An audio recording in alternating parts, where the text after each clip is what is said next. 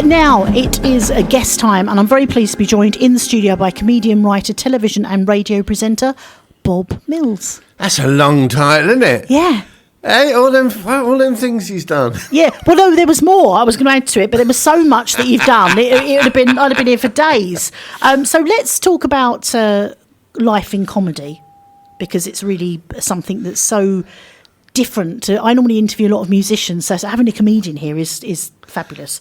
So were you from a funny family, or were you funny I wasn't. at school? I've never been a funny person off stage or anything. No, I started. I'm very, very lucky. I come from the right generation. I started in the '80s, mid '80s, when the Comedy Store had just opened, and there was this. They used to call it the new wave alternative comedy, and Ben Elton and all those sort of people. But when I started, it was really, really strange, because I turned up at a gig.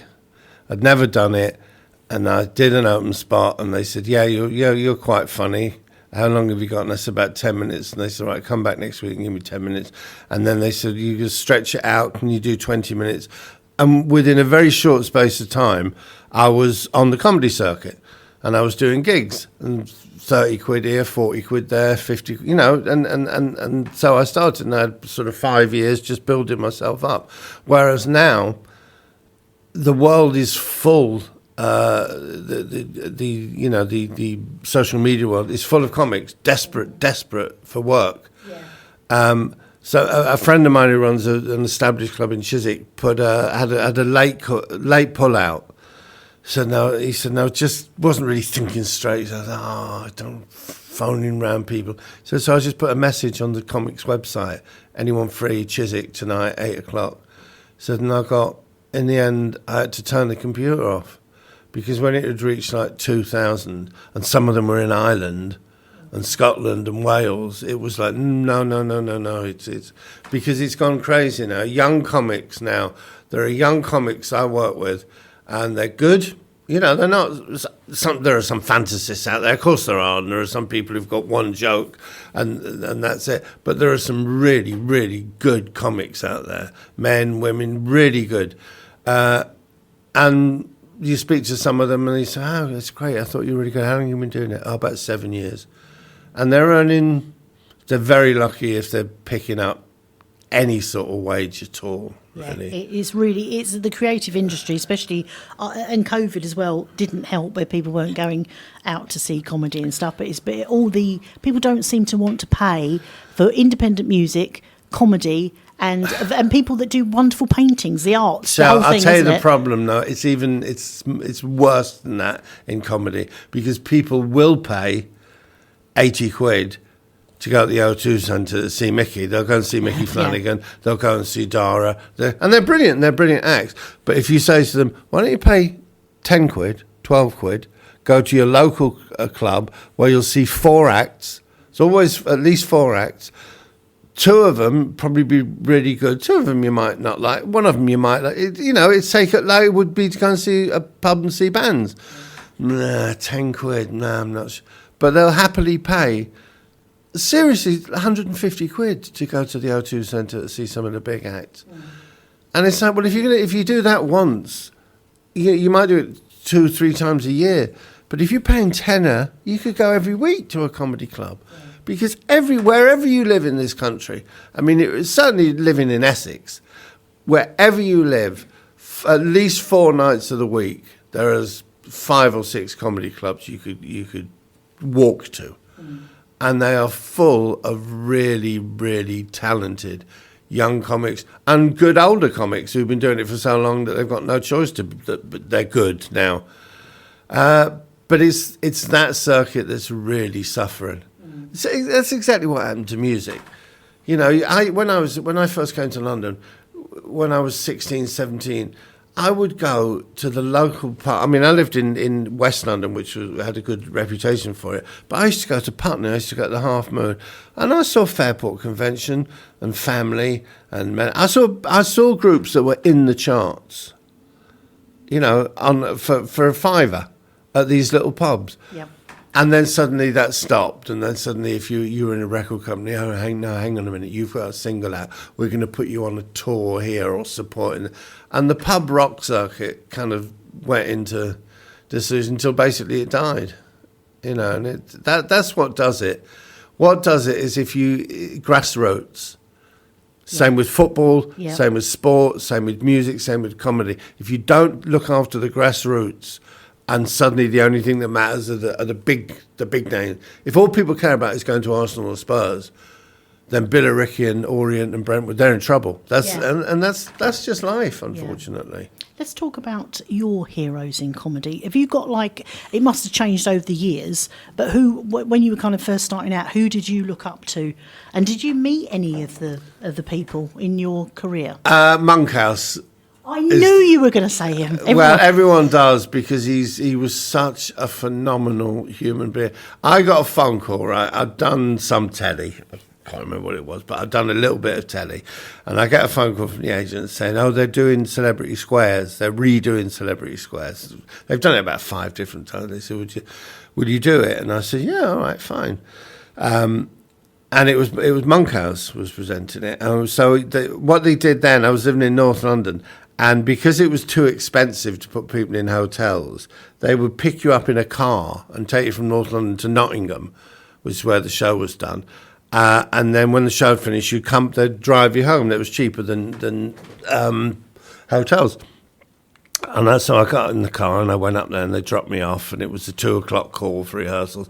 And I went to Lenton Lane in Nottingham, where it was the studio. And I remember walking in and the doors slid open, and I walked in and went up to reception and said to the lady on reception, "Hi, Bob Mills, I'm here for Celebrity Squares." And she looked up briefly and then said, "They don't open the doors till 7:30, love." And I'm looking at her and I thought, I have no choice now. I have to actually say these words. No, actually, I'm a celebrity. Yeah. And she looked down again at her list and then looked up and went, "Oh, Bob, sorry, didn't recognise." Because it was towards the end of the run when they were getting very short. There was a weather girl from Central was on, and we mentioned Judy Spears, who was an old Radio 4 presenter earlier, and she was on this show. And bless her heart, I love that woman. We walked in, and I think I was the first one there, and the producer said, "Hi, Bob." And then Judy Spears came in and said, "Bob, this is Bob Mills. He does a show on Sky. This is Judy Spears. Hi." And the next person came in. I don't know if you know Wendy. She does all the weather on Central. And we shook hands like that. And then somebody else came in and said, "This is Gavin. He's just starting on Take the High Roads. He's got a great few." And Judy Spears said, "Sorry, Michael." She said, "Can I just... maybe it's just me. Is there not a fundamental problem with a program with the word celebrity in the title, where we all have to be introduced to each other?" Because none of us know who anybody else is. Yeah. But Monkhouse was the host, and this is my Monkhouse story, right? I used to do a real cult show, late night show called In Bed With Medina. Yes. And there was loads of little bits on it that became quite, the fans used to go on about. And one of them, it was the guy who was curb crawling, and they blacked his face out when it was on television. We used to watch it with his wife, but he had a very distinctive sweater, right? And then 6 months later, I'm up doing Celebrity Squares, and I walk in, I go to the little green room, and then the guy says, "Come on, I'll take you down to the studio." And as we're walking down, the door opens, and Bob Monkhouse, who's a massive, huge star, comes the other way with someone talking to him about the script and that. And we were just about to cross, and he suddenly stopped, and the guy said, "Oh, Bob, this is Bob Mills." And he said, "Bob, lovely to meet you." I kept holding my hand for a second to shake it, and then just said, "You don't mind me saying this, do you? I'd have left the reaction a little bit longer with the sweater. I think the audience would have said another 10 seconds to let it dawn." And I was like, and then he went, and I was like, "Oh my God!" And of course, he was absolutely right. And apparently, there's a history of him meeting young comics that were just doing circuit gigs and saying, "Yeah, I really like that gag. Why don't you leave it a bit longer? Or why don't you do it at this point?" And because because he taped everything and he knew everything, and he was like an archivist of comedy. Yeah, he had that joke. There's what you know the one. I told my parents When I was a kid, they That's asked it. me what I wanted to do, and I said I wanted to be a comedian. They all laughed at me. Well, nobody's laughing now, are they? It is such a classic joke. And it's the also, gap, isn't it? and Harry Hill, bless him, Oh, I love did Harry the Hill, gag. I was doing some decorating the other day. I was on my step ladder. I was on my ladder. There's a step ladder. My real ladder left home when I was quite young, and he got a little thing from Bob saying, "Really enjoyed hearing the joke again." Yeah. I remember when I first did it, Oh. and the agency got a little bit. And he said, "No, I'm not complaining. I'm just, a joke's a joke." But I did it in 1958 at a Royal Variety performance. So there's a sort of line of history of people who just did. And I know he wasn't everyone's cup of tea because he did jokes, and people, go off jokes eventually. But he had some lines that any comic today would kill for. Yeah. Just really clever little, like simply that. What a thing to say. Nobody's laughing now. Yeah, it is. It's one of those. It's a brilliant joke. Now, I've got a fun fact, which I put. I don't know if I've worded this. I don't think I've worded it correctly. Well, hang on a minute. You need a sting for that. You need to say this. Right. Fun fact. Let me be Moncas. If I was doing it, what I'd do is I'd say, "Hang on a second," and I'd press a little button, and it'll go. Boo, boo, boo, boo. Michelle's fun facts on Phoenix. Oh yeah. I should have done. It's a bit like, maybe I'll just use what you've done. Recording the show, obviously. I won't use that. Now, it's probably not worded the best, but it's got here, you've been in Doctor Who. I have been And in you Doctor have. Who. I didn't know that. Was it like one of your first acting jobs? I've never had an acting job in my life. Right. When I was a long time doing other things. I was because I didn't start comedy until I was late 20s.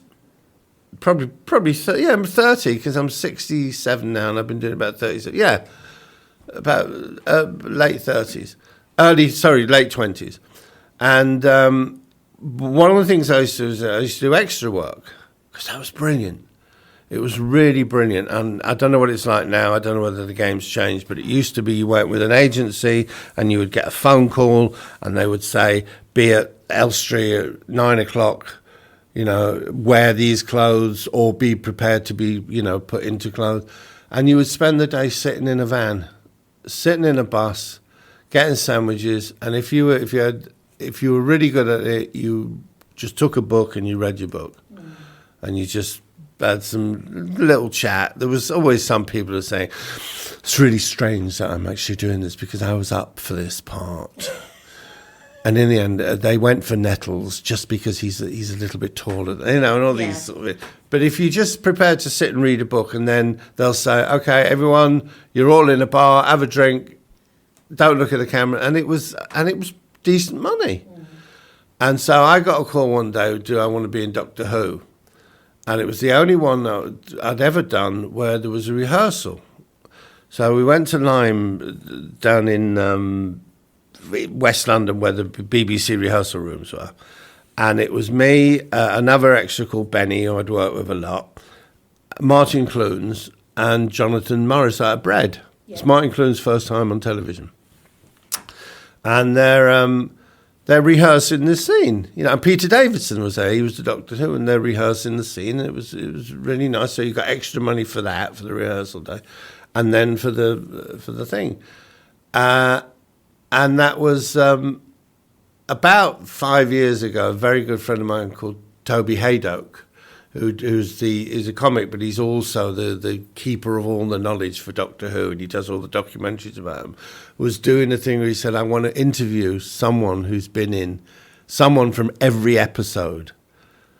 Right? Yeah. Every episode that's ever been made of Doctor Who, I'm interviewing one.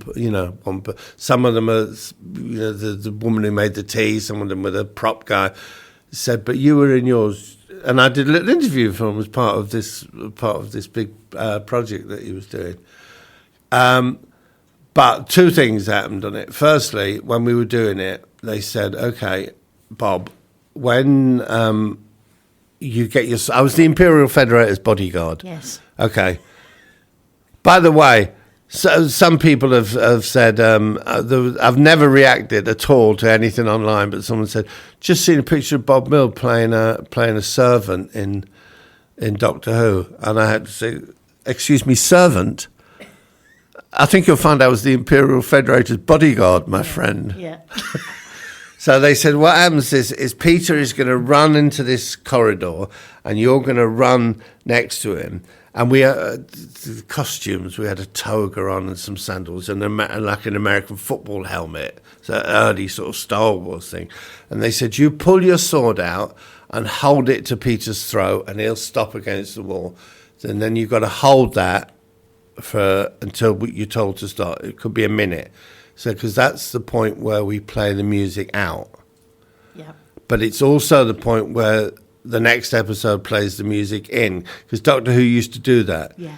If it was a two-parter, it would end and start at exactly the same point. So don't move. So I said, right, fine. So Peter Davison runs, and I run up to him, and against the wall, and I get my wooden sword out, and I put it against his throat like that, and he freezes, and everyone freezes. And there's about 10 seconds, and says, cut, sorry, can we do that again? All right, so who is it? Where's it coming from? I don't know. All right, well, do it again. We did it again. Cut again, sorry, what was that? And Peter Davison just tapped me and said, don't do that. Because when I was putting the sword up to his thing, because I was in the helmet, and it was freezing, I started going, doom, doom, doom, doom, doom, doom. Because I was just in my well, and he, bless his heart, I've always loved Peter Davison for that. I've never spoken to him since, but he just went, don't do that, son. Don't do that. Oh, that is brilliant. Yeah, as you were saying it, I could hear before you even said that. Exactly. Who wouldn't do that? Just sing it out loud. Let's talk about your stand-up. Go right? on then. I don't know if all comedians are different, but do you script anything? Does it change on the night? Have you got an idea what you're saying, or sometimes does it just come out with something that is just fresh on the night? How do you do it without sort of getting tongue-tied and... Right, okay. It's changed a lot over the years, obviously. I used to be same as all the youngsters now. I just go out there, man, and riff it. And there was a bit of that. But basically, now I'm old school. I've got a 20-minute comedy set, okay, that I can start with the first word and finish on the last word and do exactly 20 minutes. And I know exactly what I'm going to say. It's like a script, okay? I could be reading it off a card, okay? And very, very rarely, but occasionally that sort of happens because the audience aren't really into it, or the room's not right. And so I think, okay, well, I'll just do it. Like actors, I suppose, sometimes if they're doing a play, they think, well, I just did it tonight. I sort of phoned it in. But usually within that, the room's the room, and it's there. And sometimes I'll be doing something and I think, I'm sorry, I can't not mention those ridiculous speakers that they've got. Yeah. You know, it's 2025, and those speakers, I remember buying a set of those from Price Right. So things will happen. So in a perfect world, the 20 minutes becomes 35, 40, and lots of new stuff is in it. But if it's not a perfect world, then I can just do same as bands can just, if they want, they can just go and play them 12 songs. But you do have the thing is with being in a band, you've got that music. So if it's not going particularly very well, or you get a set of people to turn up in the audience that are like glaring at you, at least you go, I'm just going to do this one now, and then But with comedy, it's just you, and if it goes wrong, or if it's not a good night, or you can do a show where the audience are loving it, and then you do the same show, and then you've got those weird people that turn up and just sort of sit there staring. Yeah, but this is the thing about comedy as opposed to bands or as opposed to plays. If they don't like you, then it's you that they don't like. Yeah. It's not the music, it's not the script, it's not the writer or the director, it's you that they don't like. But this is the great thing, and this is what all comics basically live for. When it has been a brilliant night, you don't have to say, hey, come on, let's hear it for... No, nobody else. You don't have to thank anyone. if you're being patronising, you say, "Hey, what about the people at the bar, ladies? And what a great job they've done. Thanks for the lights and the sound." But no, you're nothing. It's the most completely self-consuming, egotistical thing in the world, because it's just you. Yeah. Nobody at all has helped you, and it's worth dying on your arse a few times just to have nights where you can just say, "Yeah, me, okay, me." You know, everybody else has to look to the left or the right and say, "Hey, come on, what about the bass player?" Yeah. You know, comics don't have to. No. Hey, hecklers. Let me give her hecklers. I saw recently in the papers about Peter Kay. There was people that left or whatever, yeah. And you know, you don't know, it could have been set up or whatever. But how do you, and I think it's too right, if you're trying to do a show and you've got people No, sitting it on the wouldn't be phone- set up with Peter. Peter's a bad-tempered old sod. Bless his heart. It's so lovely that he's back and that his health was cleared up. But he's always been a very bad-tempered.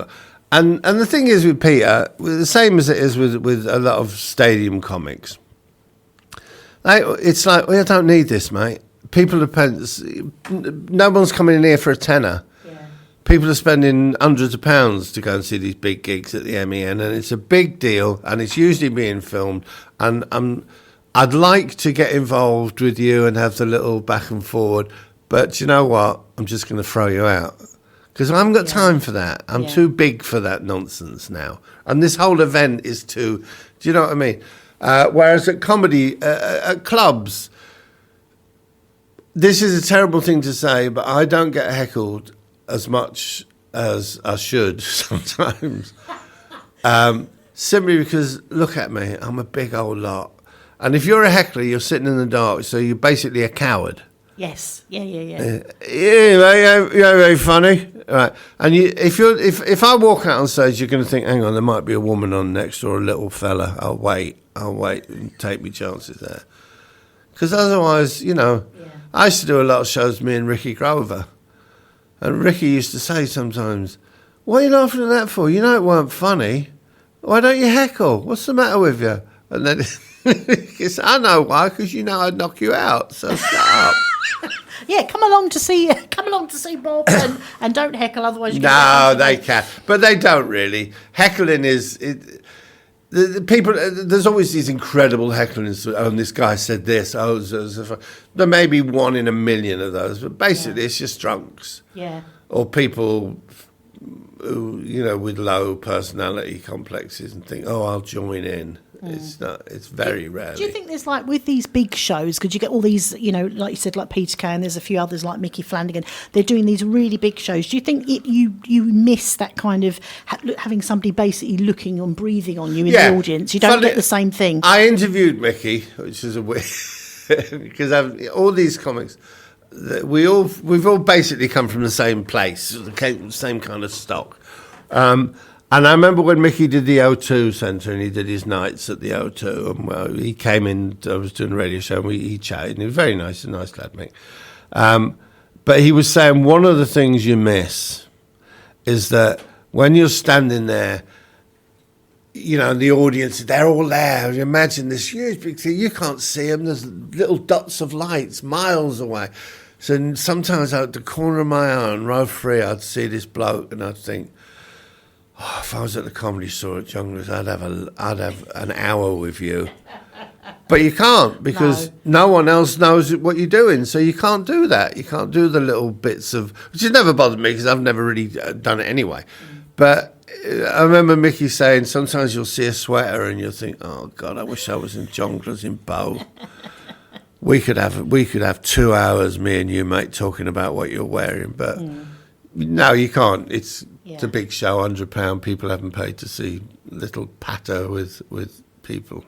Then it must be rife in the comedy industry that you've done your set and you're like going, God, I'm really, you know, I'm having a great show, and then you see somebody or somebody says, "Here, I've seen somebody has just done your set down the road." Do you get that a lot? There's some notorious... I've heard stories. I mean, you do things like people nicking other people's material. It's very, very rare.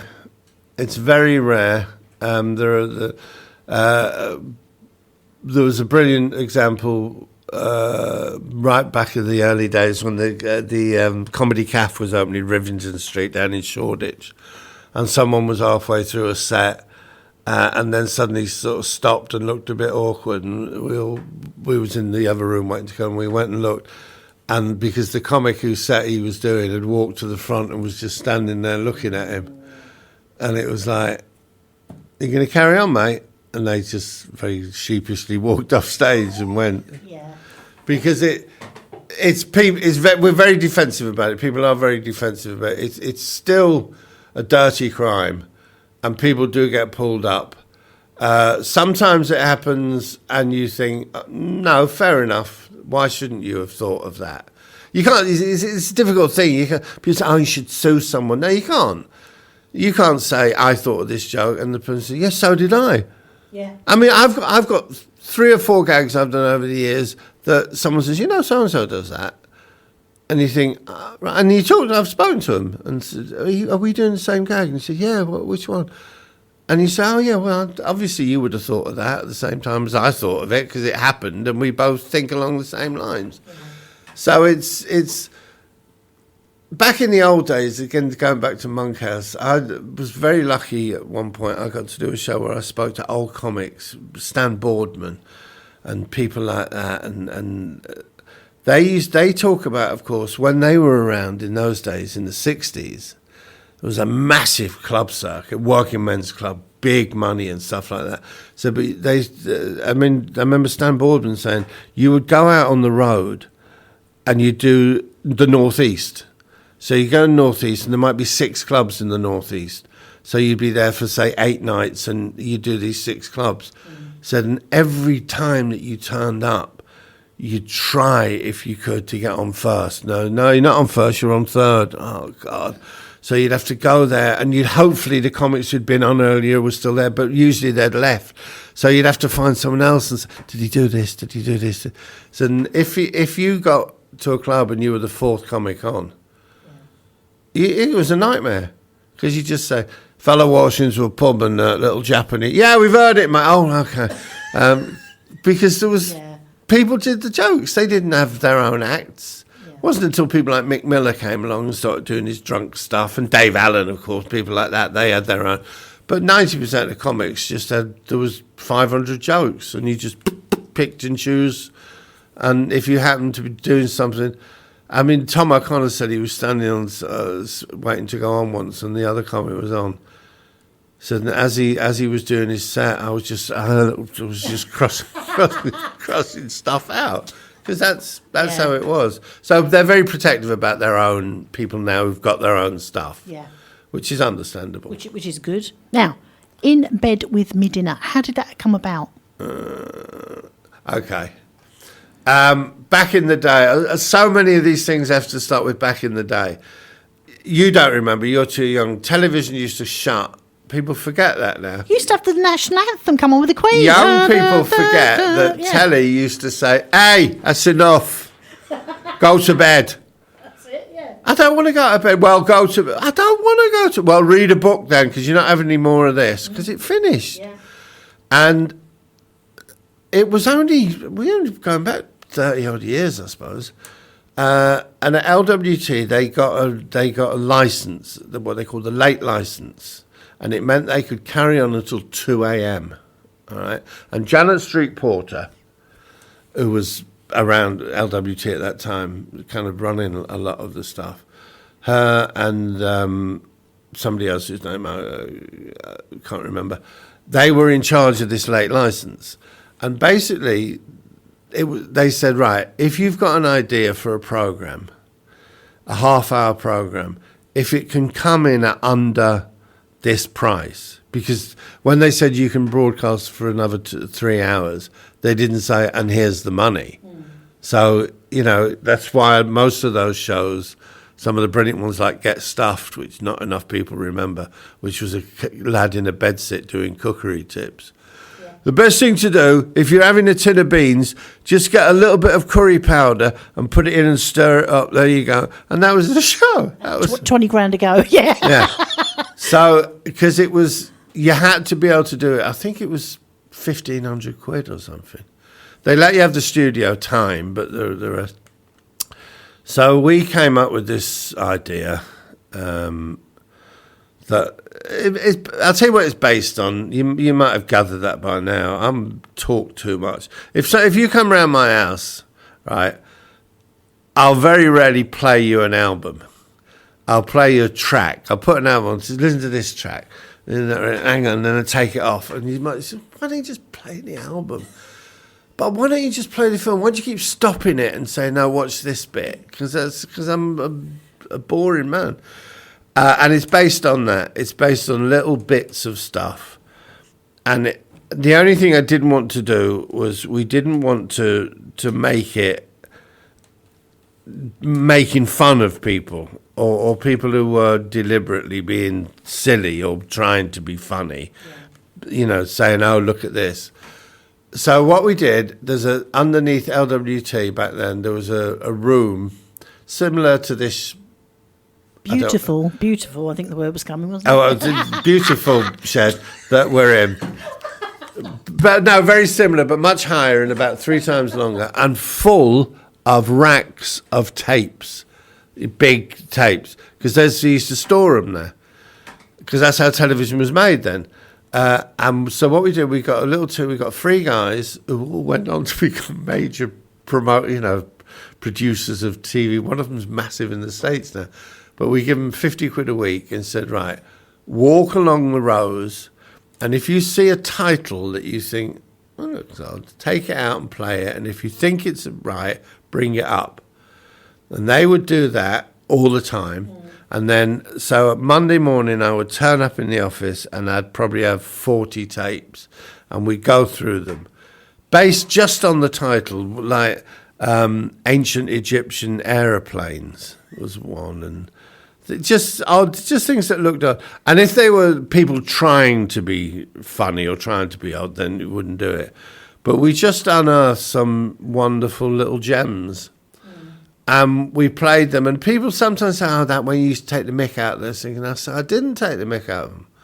I just said, look at this. Yeah.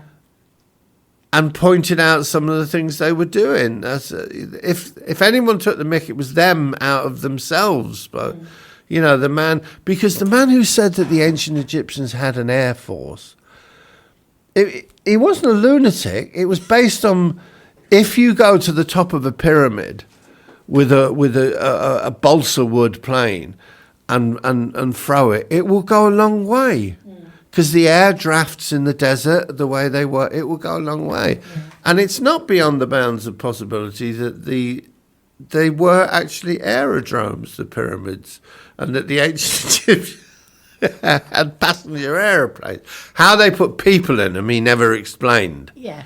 Because balsa wood, as we know, is not really meant for 40 people going on holiday. Take the weight of me, to be quite to fair. Malaga. You heard it here first. I have to mention as well, I didn't know that you wrote Christmas lights. Yeah. I didn't know that. Yeah. And also, there was wasn't there Northern Lights and City Lights as well after? I wrote me and Jeff Pope, another Essex, and we were working together at LWT. He produced my dinner and a few other things I did. And I had this idea, which is based on the fact I was living in North London, and there was 2 brothers-in-law in Gospatrick Road. I've even named the road now in Tottenham, who didn't get on.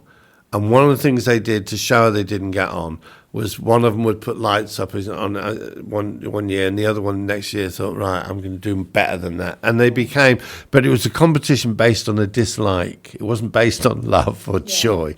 But people used to come for miles and sit and see these incredible displays. And I was in the kitchen one day, and Junda, my wife, walked in the kitchen, and I said, she said, yeah, I've just seen, what's the name, at the post office. Woken up this morning, apparently. 5:45, people on the roof setting all these fittings for this, that, right. It was April. It was April. Yeah. Because it was like, now this is when you've got to start. If you want this gear done properly. So Christmas Lights was that. It was based on that. And we wrote a very nice little piece about it. And then they said, oh, that's really good. Those characters are good. Keep them on. and they did Northern Lights, which I also wrote. They then said, we want to do this thing called City Light. We want to move them from the north. And I said, nah, that doesn't make any sense. They were in witness protection, and it really didn't make any sense to me. So I didn't write that. I got paid for it because it was my, they were my characters. But I didn't, and also I didn't write the, people always say Battle of the Santas. I didn't write that either, because it was, sometimes you do something, you think, yeah, that's enough. That's enough now. Everything, I've written a few things, and every single one of them I've had the same problem with. Right, I've written that. I enjoyed it. I enjoyed doing it. I wrote a series called Stan the Man. We wrote for John Thompson, based up in Manchester, and I wrote a film, which I was very proud of. Having written a film. But here's the thing: people come and say, "I've got this idea for a program. I've got this idea for a film." Right, this is what you do. You'll get the idea, and someone says, I really like that, and they'll give you what they call seed money, a little bit of money, and you shift it away like that, and you write it, and you send the first draft, and they say, it's your first draft, there's 20% of your money now for first draft. And they're polishes, 5 or 6, and you get a little bit more, and the polishes can be, well, we don't like any of it, or it can be changed, and you're going on, and at the end of it, you get your money, the final draft goes in, you got your final bit of money. Although you've already spent the first 3 bits that you have, and in the end you've had it, and it's not a massive amount of money. If they become big and sell a load all over the world, then you can make money. But yeah, don't earn huge money. But for the next year, you're going to meetings with people saying, yeah, we're just a bit worried about this, what we wanted to do. Is there any chance? It's mine. And you think, well, more cynical than that, show. I'm thinking, I've already been paid for it, mate. I'm the only person in this room not on a wage. You're all getting wages. I'm here. Why am I here? I don't, And I never ever enjoyed the writing thing. Anywhere near as much as stand-ups, basically. But you also do so much radio as well. I mean, that's your other love, is radio. And then we will get round to the gig that's coming up. But yeah, I'm enjoying myself here. So you love wireless. You love the wireless, but you like a bit of music, don't you? But you do a lot of talk. Here's the thing: if I've never been happier than doing wireless, seriously, because the first thing I did was GLR, the old GLR back in. Would have been the 80s, early 90s, when the guy running it thought, I think comics would do good radio shows, and they don't work on Sundays. So there was a point where GLR's Sunday, I had 3 hours, Mark Lamar had 3 hours, Sean Hughes had 3 hours, just comic really good. And I had 10 till 2 graveyard shift, and you could play what you wanted. But I took my own CDs in. Oh, God, it was magnificent. Yeah. I used to do Leonard Cohen, Edgar Broughton, all these people playing like that, and all these callers. We talked earlier, just before we came on, about callers, because you don't have money because you haven't got the delay. You haven't got the delay, no. You've got to have a 7-second delay if you've got callers. But mine were absolutely... Because during the day, if you ever listen to a radio show and they have callers, very rarely do they give them more than a minute and a half, 2 minutes. Get to the point. Okay, move on. I had this bloke who phoned me up once and said, hello, Bob, it's Barry, the driver from Dover. Hello, mate, how you doing? Yeah, this has been winding me up. It was coming up to VE Day, one of the early VE days. There'll be bluebirds over the White Cliffs of Dover. As you know, I do a lot of my drops, my lorries on the coast, and I always used to make a point of having a drop in Dover at lunchtime. Because it's nice, because what I'd do my drop, and then I've got to take half an hour, I've got my sandwiches, my flask, and I'd sit and I'd look out. It's a lovely place to sit. And guillemots, I've seen gulls, you can't move them. Mind your sandwiches, because the gulls are there soon. Don't buy chips, Millsy, the gulls are them. The gulls, guillemots, cormorants, I've seen, obviously the heron and all that stuff.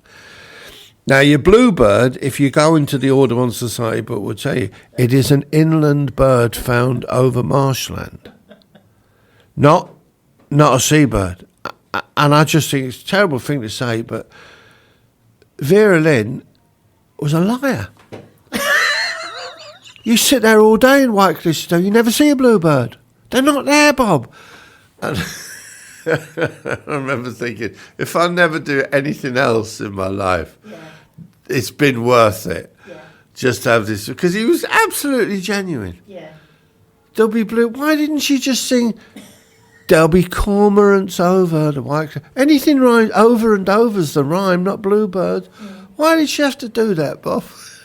And it was he wasn't one of your mates or anything, or like and did you ever get another call back, or was that just the one call and they never heard from him again? No, he used to call quite a lot. He used to call quite a lot. He phoned me once. He said, "Have you?"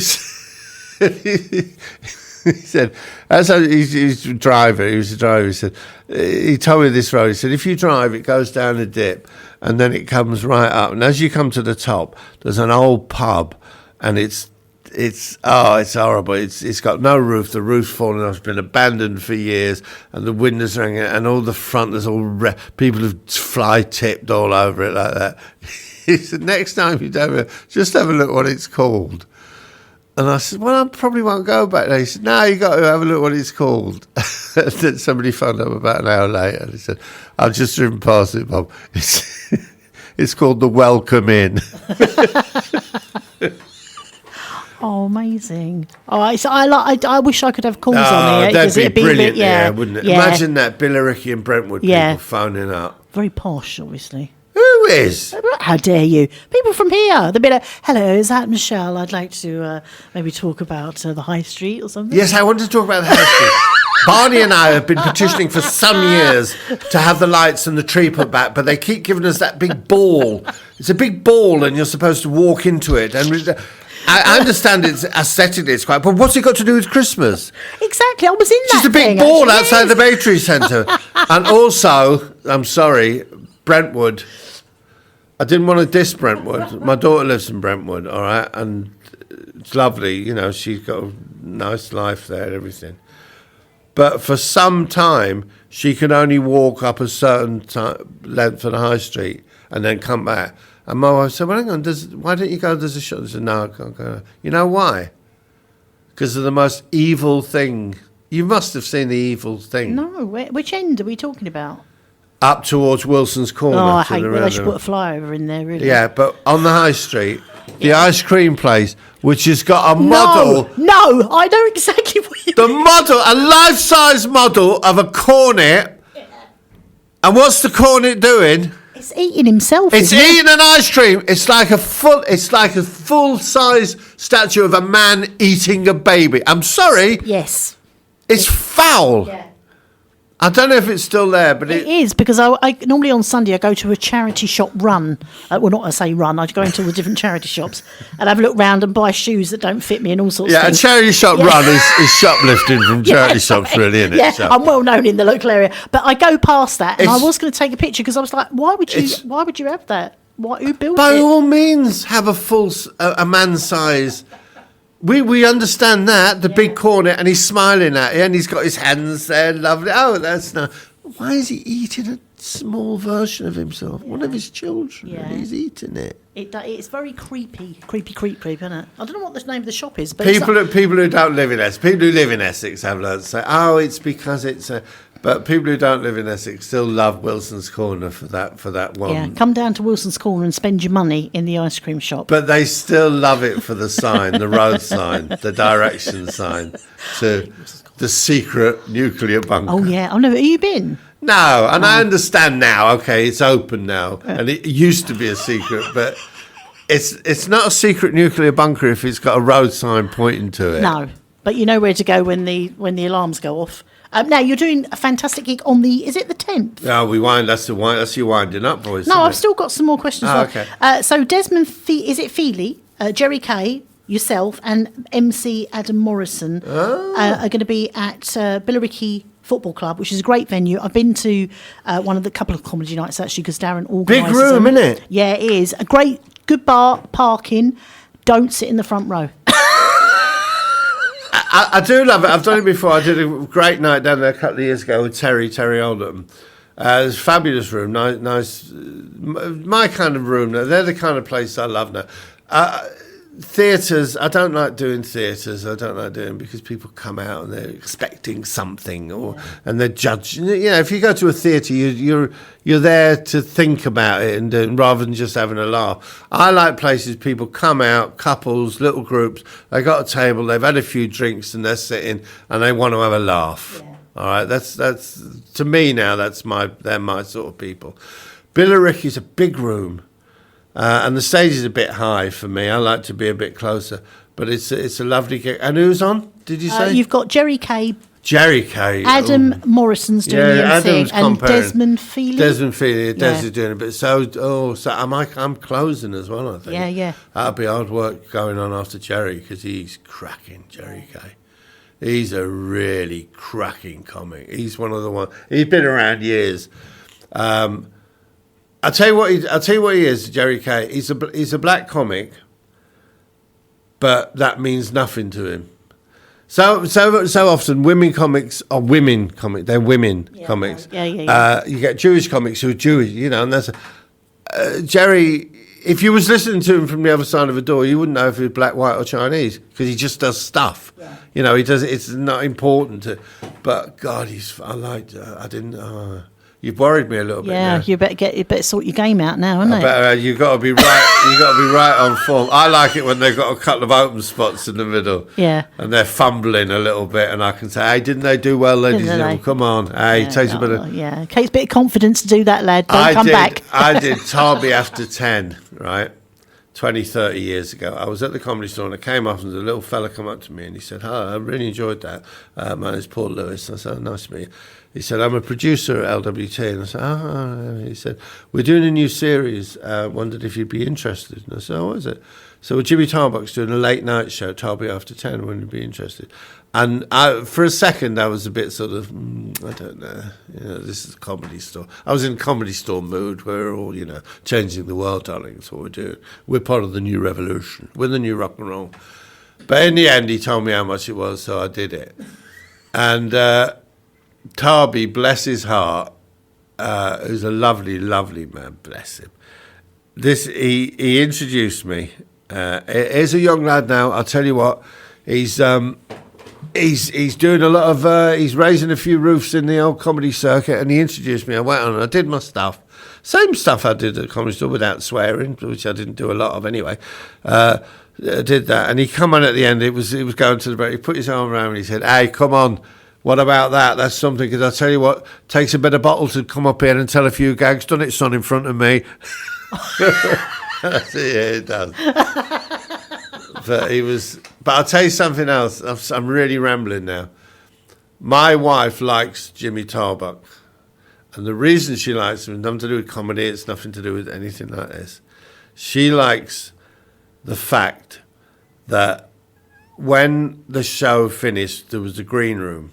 And we're all up in the green room, and I'm standing, and I'm the lowest person on the bill. Moody Blues were on, funny enough. Oh, right, yeah. Dave Besant, it was the week after Liverpool had got beat in the cup final, because Dave Besant saved a penalty, the Wimbledon keeper, and he was on. So it was a big star-studded thing, and there was a big American ventriloquist, he was on, and I was sort of bottom of the bill.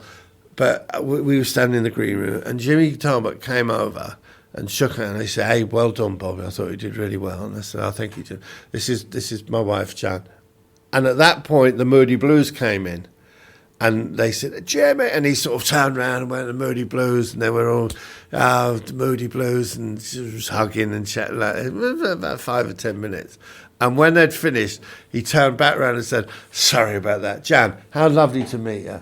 Yeah, nice. And I thought, that's part of the job, isn't it? Yeah. Part of the job is to be a human being as much as you can. Yeah. And it's a tiny, stupid little thing, but whenever she talks about Jimmy Tarbuck, even though I mispronounced her name, it's actually John Dunn, but it doesn't matter. I mispronounced it to him. But and do you know what? Now I go through life, and whenever I meet people now, it's a whole different thing. I used to be very awe-inspired by people and meeting these people. Oh my God, really famous people. And now you meet people and you just take a minute and think, yeah, I like them. Yeah. All right, they're okay. They're just human, aren't they? Like Yeah. Yeah. Yeah. Do you want to do the quick fire round?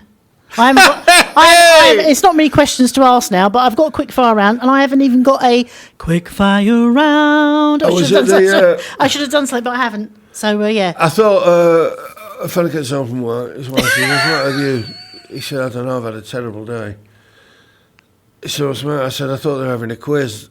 And the boss says to me, "Do you want to do the quick fire round, Bernie?" I said, "Yeah." He says, "Right, quick, you're fired." Yeah, well, I'm going to give it my best shots. Let's pretend there's some music. So, right, quick fire round. Curry or Chinese? No, you see, I know it's quick fire, but hang on a minute. No, I've just moved 3 years ago from North London Yeah. to Essex, and I love Essex. But you know what you ain't got? What? Curry or Chinese. You might think you have, Oh. but you haven't. I know you've got Yak and Yeti. We've got Yak and Yeti. Of course we have. We've got Of course Yak and you- Yeti. But if you live in North London, you've got quality Chinese and quality Indian on your doorstep anywhere you live. Whereas I've driven for miles in Essex and I've not had a decent Chinese yet or a decent Indian. So if you're listening out there and you would like to send samples of food into the studio very quickly... I've really offended everyone now. You really haven't I? have. The ice cream figure was one thing. All right, start again. Right, okay, so curry or Chinese? Chinese. Coffee or tea? Tea. Stand-up gigs or radio presenting? Stand up. Oh, yeah, stand up. Steak pie or vegan burger? Steak pie. Madonna or Marilyn Monroe? Marilyn Monroe. A glass of beer or a glass of wine? I don't drink really, but I do drink wine sometimes. Wine, glass of wine. Star Trek or Star Wars? Star Wars. The last question, Leighton Orient or Billericay Town FC? Oh, bless you.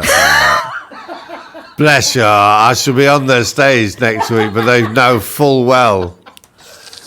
Big game coming up Saturday. Yeah, you're a bit of a fan, aren't you? And a bit of a writer and everything else for Leighton Orient, aren't you? I used to Leighton do Orient? their programme, yeah. I used to have a thing in their programme for about 5 or 6 years.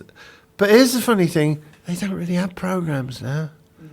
Took me about 6 or 7 games of the season to realise suddenly, has anyone got a programme? No, because they don't need them, because all the kids sit there with their phones. Oh yeah, it's 23 minutes to go. Oh, they've brought on this substitute. And I really miss that, but I suppose they cost too much to print to not sell, don't they? Yeah. If they're not selling them all, and people ain't buying them anymore. Which is a real shame. So you do love Billericay FC and obviously Orient, the kind of the same, really, until after the gig. Yeah. And Yeah. then you'll never mention Billericay again. No, I do like. I've been to Billericay. We had a friendly against them. It's not. Billericay's lovely. The high street's nice. Got some nice pubs there as well. Even though I'm sort of, I can't afford to live here. It's too expensive. I live near Thurrock. Oh, Thurrock. Dartford Grays. Bridge. Near, yeah, Oh, yeah, how yeah, nice. yeah. How lovely. How wonderful. Yeah. Oh, you live near the Chafford Hundreds. Yeah, they How let me lovely. in. There's like a barrier where I have to pay to come in. They're like, it's her again every morning. Yeah, I'd like to live by the ice cream man. In fact, that could be your goal this afternoon. You could like walk along the high street and just take a little selfie of yourself in front of that really frightening. I love Essex. We haven't even spoken about Essex. Another time, I love Essex. Yeah. No, I was going to say, I wish I'd done it 20 years ago, but no, I don't, because I was very happy where I was in North London. But moving here was just... I drove here today from Leigh-on-Sea. Oh, right? nice. Yeah. Now, first year I was here, I'd have gone straight down the arterial to the M25 and then back up. But now, I get onto the arterial. Even that, I do a strange little way. I go through Dawes Heath and down Dawes Heath Road, which is a little country lane, and then onto the arterial. I come off at Noakes Hill, and I go that way, and you're exactly parallel to the arterial where people are going 20 miles an hour faster and getting here 10 minutes earlier. Yeah. But you drive through this, you're in Devon, basically. Yeah. And then you come to this little lane, like where the big Sunday boot sale is done, whatever that's called, and the trees have joined at the top, and you're in a little tunnel. That's what I've found about. Yes, you've got the A12 and the arterial and the county road, but you're never more than one turn and 5 minutes drive away from being In the countryside, isn't right, it? Yeah, proper yeah. countryside. Yeah, yeah, it's amazing. We're very lucky to be here, and especially on a day where it's nearly 30 degrees. Oh, wow. That's why I've got my air conditioning in the studio. It's nice and cool in here, It's isn't it? lovely in here. So when you go back to any of the major radio stations, because we are a community radio station, I have to put this out there. If I don't know if you've ever been arrested for stealing anything from a station, but obviously you can see we maybe a few mic stands or something like that dedicated or coming from one of the bigger stations would be really appreciated. You've got some cracking gear in here. Well, What's yeah, the matter but with we you? could always want more. I'm not going to put it Caramel on eBay. wafers, 5 mini tea cake, 15 mini tea cake. I don't have those. I have to stay away from the chocolate. Well, I tell you what I do like, love, because soundproofing done professionally is all well and good.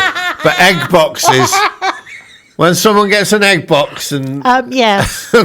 pastes it up to the wall. If you've got a touch of a problem, some of it is a little bit wonky, but it was done with the best intentions. Oh, it is lovely. What is it? It's like foam rubber packing, isn't it? Yeah, I'm not even sure if it's fire retardant, but we can No, find of out course maybe it's after not. the show. Hey, do you want soundproofing or do you want to survive a blaze?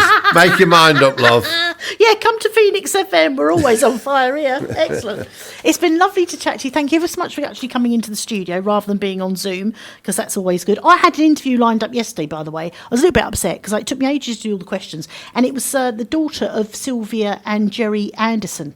I was going to speak to her about Thunderbirds. wow. But what happened was she was meant to be on at 12 o'clock, and then I didn't realise the email come in, and she needed to do half an hour earlier. And I missed it. And I missed my I was like, I had all that. That would have I had all my questions down. Stingray, Joe 90 as well. That Remember? was one of Yeah, his. that was all. There. Marina, aquamarina, what is this strange enchantment I feel whenever you're near? That was a beautiful song. Yeah, That so was I was upset yesterday because, and then you've cheered me right up because Fireball you're here. XL5. That was it. Yeah, that was the other one. I remember watching a rerun of Joe 90 because he was in like a cage, and I always found it a bit sinister. Yeah. You know, it was a was bit a like bit Doctor Who sinister, music, yeah, wasn't it? yeah. No, so the Fireball XL5 was my favourite. Funnily enough, years and years ago, I was a stagehand in the West End of London on Annie. And the part of Annie's, he's not, he's a character in it. There's a couple who do, there's shysters. And that was a man called Matt Zimmerman. And he was the voice of one of the Tracy brothers. And Thunderbirds. Alan, it might have been Alan. Yeah. His name was Matt Zimmerman. And I used to chat with him. And then I think, you sound like... Well, they used to do spot. What apparently those because I was going to ask the question, but apparently all of those models were based on people from Spotlight, which is like the creative industry, and that's where they got all they. So they used to look at the Spotlight people, and that's where they got all the faces from.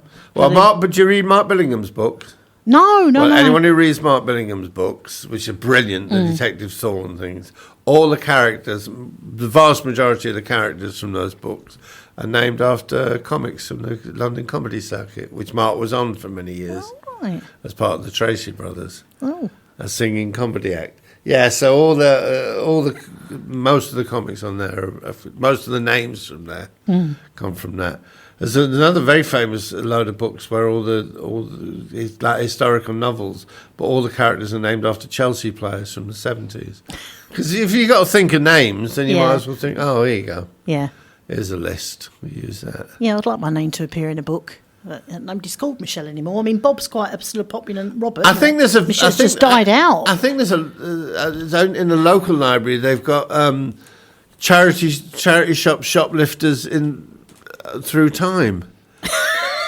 Really? Yeah, I do a charity. I do a run of charity shops. That's what you said. Oh, yeah, I do. I like going in to have a look at other And people's then running stuff. out. Yeah, and we're not running. I do more of a sort of hopping along. Although I've got my my horrible Crocs on, which all my friends love are a charity shop. I like just so much. And it's like you look and it's like going back to my mum and dad's house where they have that shelf. And I used to say, why have you got all that horrible? This is from the grandchildren. I said, but just burn it. I can't do that. I said, but nobody wants to see a shell with a dog in it. But they come from the holiday, but they kept everything. So everywhere in Who wants to see a bull with a spear in its back? No child wants that to be their I've been to inheritance. Spain. Oh, you used to get some great things, didn't you? Nearly as scary as the ice cream figurine on the high street. Mind you, when we moved over 3 years ago now from North London, downsized and went to this lovely little fisherman's cottage that we were.